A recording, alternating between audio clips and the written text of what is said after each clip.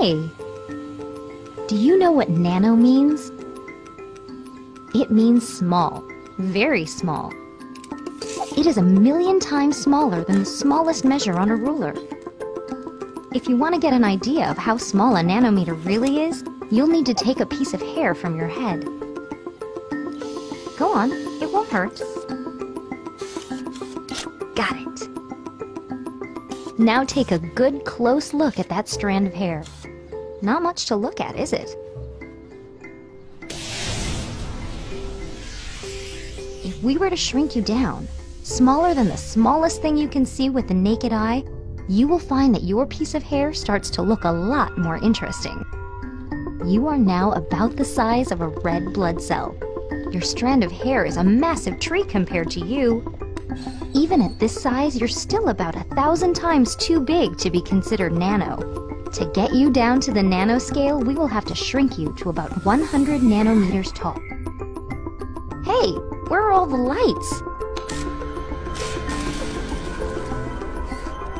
You are now smaller than the wavelength of visible light. You are practically invisible. But for the sake of demonstration, I think we should turn on some lights. At this size, the red blood cell is 1,000 times bigger than you are. It is like an enormous stadium. Welcome to the nanoscale.